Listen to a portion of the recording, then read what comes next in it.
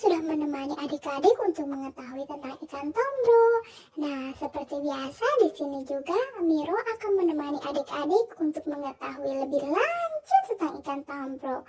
Nah, di sini Miro akan mengajak kalian untuk mengetahui tentang membudidayakan ikan tombro. Nah, seperti biasa kita tanya kepada Pak Hadi. Yuk, kita tanya lagi yuk. Cara membudidayakannya sama seperti yang lain ya. Jadi dipasangkan satu jantan satu betina gitu ya. Misalnya di usia minimal setahun atau misalnya bobot induknya di atas 1 kilo ya. Prinsipnya begini ya, kalau indukan itu semakin bobotnya makin besar ya, makin bagus. Karena apa? Karena itu akan memengaruhi keturunannya. Ya sama seperti ya kita lah ya. Kalau ikan ini kalau usia katakanlah di angka 5 tahun berarti kan bisa jadi panjangnya sampai 80 cm ya kan ya. Ya. Otomatis anaknya juga bisa mencapai ukuran itu gitu. Tapi kalau misalnya sebelum usia setahun dibuat indukan ya anaknya ya cebol ya, bantet ya. Pernah dengar istilah itu ya. Jadi mentok gitu kan. Ya gimana orang tua segitu kan nggak mungkin anaknya bisa melebihi orang tuanya kan. Ya, itu kan bisa tapi kejadian hal yang unik. Terus kemudian biasanya diberi kakaban ya, itu nanti diberi air bersih hingga terjadi pembibitan. Ya sarannya ya yang jantan dah tanda keluar sudah keluar tanda-tandanya ya. Kemudian betina juga telurnya sudah keluar kan begitu.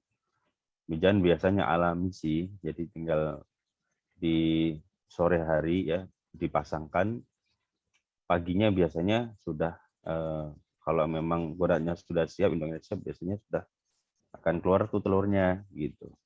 Dan tinggal dikakaban saja, tinggal diangkat, nempel. Ya begitu, simpel sih. Bisa di kolam terpal bisa, kolam tanah bisa, kolam tembok bisa. Intinya adalah ikan tersebut sudah lama di situ, artinya sudah terbiasa dengan air situ gitu ya. Walaupun kita beli calon indukannya dari luar nih, kemudian diadaptasikan di situ ya. Terus kemudian agar dapat hasil yang bagus, sebaiknya indukan itu diambil dari beberapa daerah. Misalnya yang jantan Sukabumi, yang betina dari Aceh, maka hasilnya akan bagus. Terjadi galur murni, pertumbuhannya bisa cepat dan lain-lain. Tapi kalau induk jantan betinanya itu adalah keturunan yang sebelumnya dari kolam sebelumnya, ya jatuhnya ya kualitasnya juga jelek kebanyakan ya. Pertumbuhan kurang cepat, terus kemudian sering banyak penyakit. Gitu. Aturannya ya seperti biasa. Bicara ikan berarti bicara air, ya beda dengan yang lain. Sebelum lebih jauh, kita harus membedakan agro ini memiliki tingkat kerumitan ya, tingkat kesulitan yang tinggi. Di antara tiga itu kan ada perikanan, peternakan, dan pertanian. Ranking yang pertama yang memiliki resiko tinggi adalah ikan, kedua adalah perikanan maksudnya, kedua adalah peternakan, dan ketiga adalah pertanian. Contohnya seperti apa? Contoh, Anda tahu teh ya, kebun teh? Tahu. Kebun teh ya bahasanya kita tinggal nanam ya sekitar 2 tahun, 3 tahun kan habis itu metik tiap hari kan? Betul. Nah, berarti resikonya juga sangat rendah. Atau istilahnya kita nyabut tanaman hari ini, nanamnya 3 hari kemudian, kemungkinan masih hidup kan masih bisa ya. Bahasa begitu. Kemudian peternakan. Peternakan ini kan sapi atau domba dan lain-lain.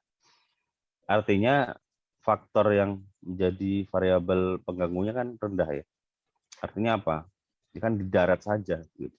Nggak perlu ada treatment darat, lingkungan kan nggak ada. Cukup pakannya sudah standby ya selesai kan. Dan perikanan kenapa dikatakan high risk? Coba ikan melihara ikan tanpa air mati nggak? Mati. Mati. Nah, berarti ilmunya maka dibilang lebih kompleks di perikanan gitu ya. Sebelum Anda belajar ilmu ikan harus belajar ilmu air dulu, bahasa kan gitu. Ya gimana ikan hidup di air belum, kecuali ikan hidup di wajan ya nggak apa-apa ya, digoreng aja kan gitu ya. Nah, kemudian ada yang namanya standar tertentu. Misalnya untuk pH itu adalah antara 6,5 sampai 7 atau 7,5 itu pH ya, pH standar ya. Jadi ya hampir semua ikan juga bisa sih sebenarnya. Itu pH umum ya, seperti manusia lah. Manusia minum kan pas di antara pH itu kan, gitu kan. Kurang dari itu dan lebih dari itu pasti berdampak ya. Banyak dampaknya, bisa juga pertumbuhan lambat, ikan gampang stres, dan yang mati ya, bukan meninggal ya gitu kan. Kemudian dissolve oksigen, salah satu takarannya adalah dissolve oksigen ya begitu. Dissolve oksigen adalah kebutuhan oksigen dalam air ya, seperti manusia nyelam lah. Mungkin nggak manusia itu nyelam nggak pakai oksigen ya, nggak mungkin ya. Bedanya ikan itu diciptakan memiliki organ yang memang bisa menyesuaikan ya. Jadi airnya itu bisa menyerap bagian tubuhnya itu bisa menyerap oksigen dalam air. Itu perbedaannya. Ya, jadi ketinggiannya berapa? Nah, kembali lagi.